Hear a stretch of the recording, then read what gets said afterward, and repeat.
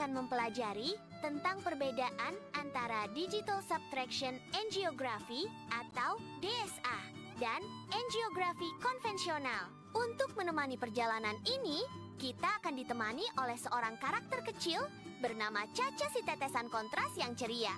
Yuk, kita mulai petualangannya. Disinilah dokter biasanya melihat kondisi aliran darah dan mencari gangguan seperti penyempitan atau sumbatan. Tapi untuk bisa melihat pembuluh darah dengan jelas, dokter menggunakan dua teknik yang berbeda.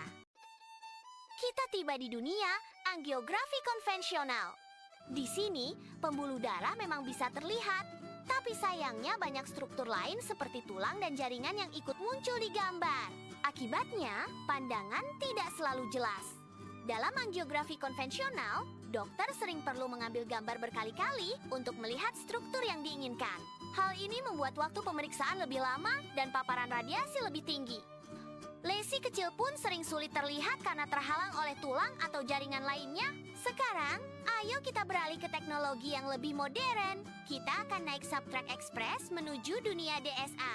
Disinilah teknologi digital bekerja dengan cerdas untuk memperjelas pembuluh darah. Selamat datang di dunia Digital Subtraction Angiography. Di sini, sistem digital mengambil dua gambar.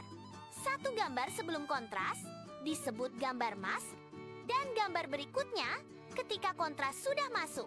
Kedua gambar ini kemudian dikurangi atau disubtraksi oleh komputer. Hasilnya, semua struktur latar belakang seperti tulang dan jaringan lenyap, sementara pembuluh darah tampak jelas dan bersih. Dengan teknik ini, dokter bisa melihat pembuluh darah kecil, aliran kontras, dan lesi kecil dengan detail yang sangat tinggi. Selain kualitas gambarnya lebih baik, DSA juga lebih efisien, sehingga paparan radiasinya cenderung lebih rendah.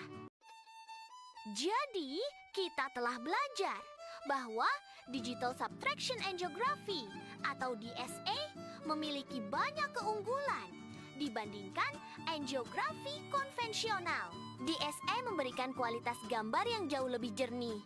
Karena teknologi subtraksi digital mampu menghilangkan bayangan tulang dan jaringan, sehingga pembuluh darah terlihat lebih bersih dan detail kecil seperti stenosis halus, oklusi kecil, atau kelainan aliran kontras dapat terdeteksi dengan lebih akurat. Prosesnya juga lebih efisien karena dokter tidak perlu mengambil banyak gambar berulang-ulang, sehingga waktu pemeriksaan lebih singkat dan paparan radiasi cenderung lebih rendah.